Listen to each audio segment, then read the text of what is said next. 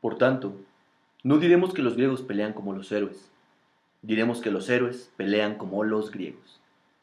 Bienvenidos sean todos ustedes a un episodio más de Historia entre Amigos. Mi nombre, Gus Castañeda, ingeniero en sistemas y apasionado estudiante de la historia.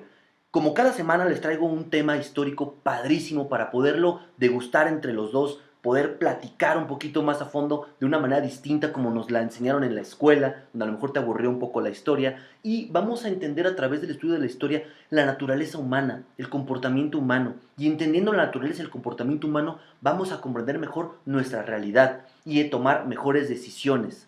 Muy bien, bueno, pues saltemos al programa como tal. Qué oportunidad, qué afortunado me siento de hablar de los griegos, de hablar de esta cultura que tanto admiramos. La frase con la que inauguré el programa de Winston Churchill, dicha por ahí de 1930, ya nos transmite que a nivel internacional y a través de toda la historia hemos tenido hacia ellos una especial devoción. Tan es así que hoy en día tenemos hasta un anime griego sobre la cultura griega, Dame tu fuerza, Pegaso.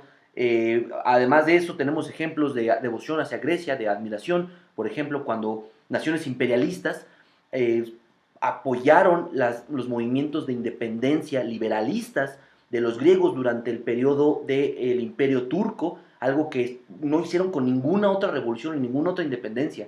Aplastaron movimientos a lo largo de toda Europa, pero a los griegos los ayudaron. En Florencia del siglo XIII, en las ciudades como Nápoles, Milán, como Florencia misma, elegían a sus gobernantes entre más sabios fueran y no había ninguna otra cultura de referencia en sabiduría para estos pueblos europeos, para estas ciudades europeas, que los grandes maestros griegos como Sócrates, Platón, Aristóteles, Arquímedes. Y bueno, para empezar hay que saber que Grecia se dividió en 4 etapas históricas a través del estudio de su cultura y lo definimos como Grecia antigua, la Grecia oscura, la Grecia clásica y la Grecia helénica. Y además de esta división histórica, también tenemos una división geográfica que era la de la Grecia continental, en la botita itálica, donde estaba Esparta, Atenas, Argos, Megara, la Grecia insular, todas estas pequeñas islas en el mar Mediterráneo. Tenemos ahí a Creta, tenemos a Rodas, muy famosa por el Coloso, tenemos también a la isla de Tera, la isla de Lesbos. Tenemos otra Grecia más que a veces se nos olvida, que es la Grecia jónica o la Grecia de Asia Menor.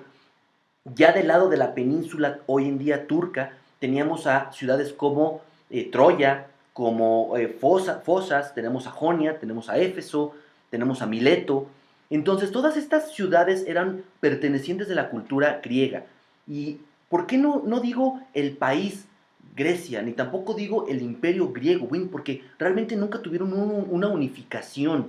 Estaban separados en ciudades-estado que tenían sus propias leyes, sus propios monarcas, sus propios líderes, también sus propios métodos de gobierno, eh, y muy constantemente entre ellas guerreaban, entre ellas peleaban.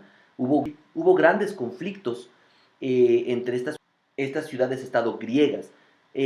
Además de eso, tenían otras cosas en común, cosas que los unían.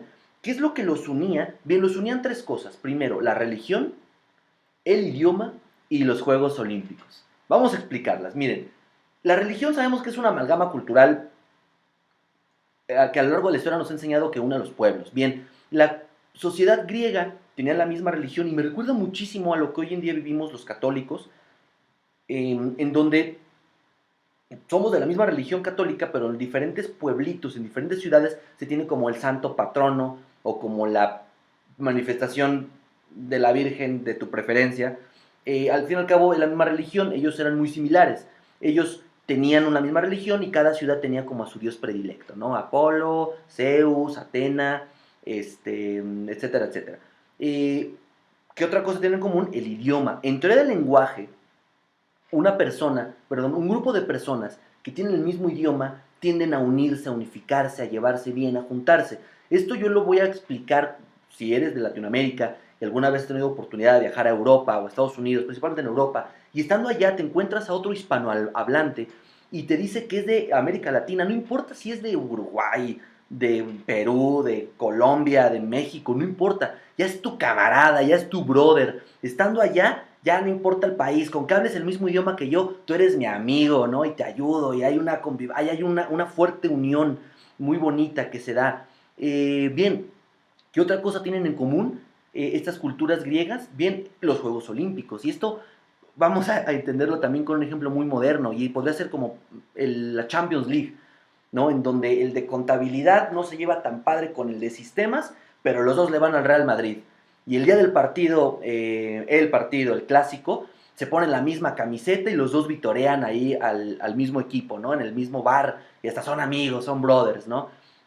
O por ejemplo el Mundial de Fútbol, en el que no importa de qué estado del país vengas, te pones la misma camiseta y todo el día del partido, vitoreas a tu equipo de fútbol en el Mundial, ¿no? Sin importar ni siquiera tu clase social, ni siquiera tu ideología política, ni tu estado dentro de tu país, simplemente vas y apoyas a tu equipo de fútbol, ¿no? Algo así similar unía a los griegos con los Juegos Olímpicos, que no solo eran los olímpicos, eran los pátmicos y los ítmicos, en donde además de competencias físicas, deportivas, como ya las conocemos, también había competencias culturales, de declamación, de composición, de interpretación de lira, de oratoria, de canto, de coro. Era padrísimo esta parte, ¿no? Bien, hubo ciudades-estado que dominaron a otras en diferentes etapas históricas. Por ejemplo, en la antigua Grecia hubo dos sociedades que se llevaban, se tenían el sartén por el mango. La primera, la cultura cretense, que era de la Grecia insular. Era una ciudad que se dedicaba al comercio, cuya política era imperio. Aquí sí había un rey, pero había un rey en cada ciudad-estado. El rey de Creta, eh, la ciudad se dedicaba al comercio y, muy importante, era una ciudad palaciega, sin murallas. Es decir, esta gente parecía que no conocía la guerra. Su ciudad, además de que era un palacio, es decir, no era un palacio para su rey, era un palacio para todo el pueblo.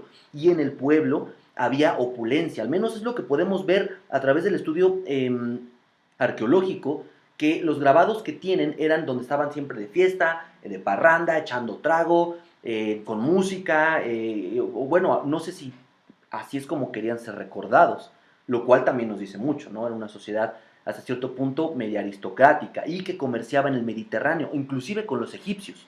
Bien, ¿cómo sabemos que Creta era quien tenía el sartén por el mango? Bien, por un mito que es el mito del Minotauro, en donde el rey Minos, la cultura cretense también se le conoce como cultura minoica, precisamente por el rey Minos, tenía una esposa llamada Pasife.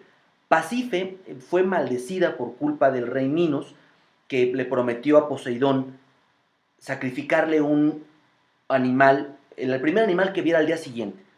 Se lo iba a sacrificar a Poseidón. ¿Cuál fue el animal que encontró? Encontró un toro albino, un toro blanco, y vio el toro tan bonito que dijo, ay, no lo voy a sacrificar, me lo voy a llevar de mascota a mi palacio. ¿Te parece extraño? No creo tanto, ¿verdad? Pues hoy en día podemos ver a narcos que tienen jaguares en su casa, ¿no? O a eh, jeques petroleros árabes que tienen en su casa, no sé, animales exóticos, nada más por el simple placer de querer tener una mascota eh, extraña. Bueno, pasa desde hace mucho tiempo. El rey se quiso quedar con el toro albino y Poseidón lo castiga, haciendo que su esposa tenga una relación antinatural con el toro y tiene un hijo que es mitad toro, mitad hombre. Si lo vemos a la luz de la razón moderna, como lo hicimos también ya hace un momento, nos podemos poner a pensar en tal vez un tema de deformidad, un tema de hipercalcemia, quienes ya hayan visto la película del hombre elefante. Vamos, puede tener una explicación biológica, pero lamentablemente en aquel entonces todo se explicaba con mito. Y esta persona, este minotauro, fue encerrado en un laberinto creado por Dédalo, un artesano muy famoso también mitológico. Lo encerraron en el laberinto para que no fuera la vergüenza de sus padres. Probablemente a través de la violencia, la tortura, el aislamiento, esta persona, este minotauro, tuvo una especie de regresión psicológica que lo convertía en un devorador de hombres. Y es precisamente el punto del mito.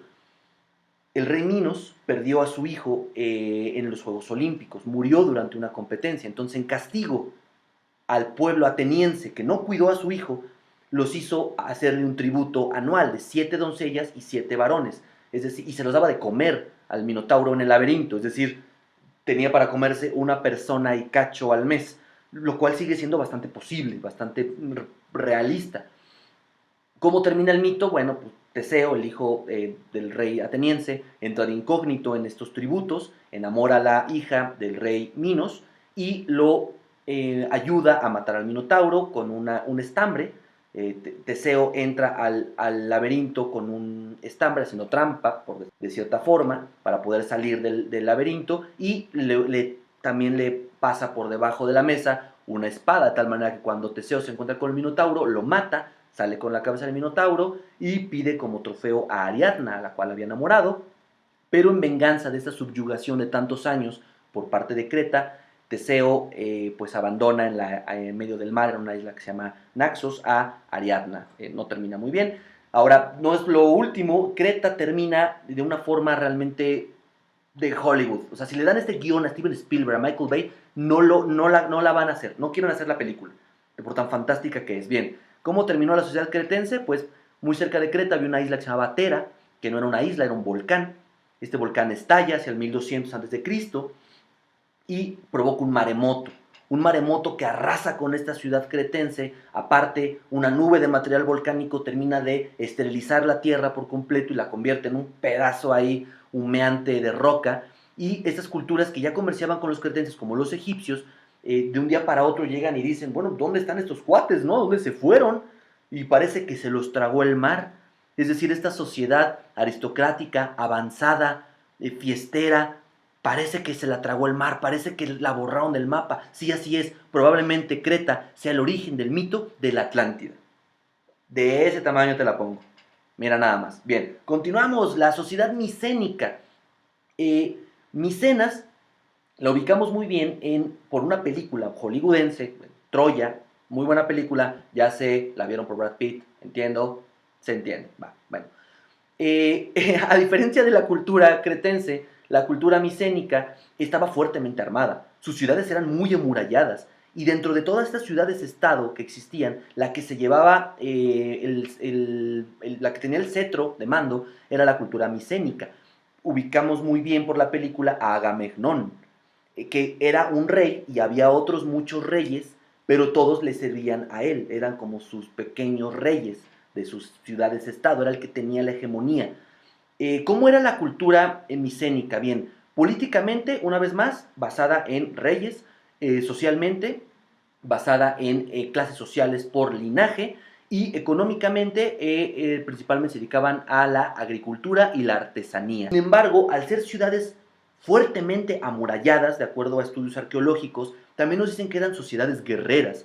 Todo el tiempo estaban al tiro del pleito, todo el tiempo estaban a la gresca, estaban listos para la guerra, eran sociedades sumamente conflictivas, y Micenas era quien los dominaba por encima de los demás.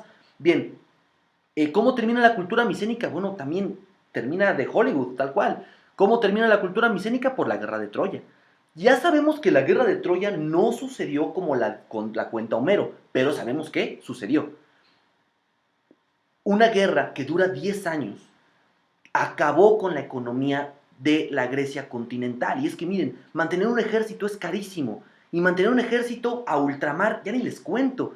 Y mantenerla 10 años fue el acabose de la sociedad micénica.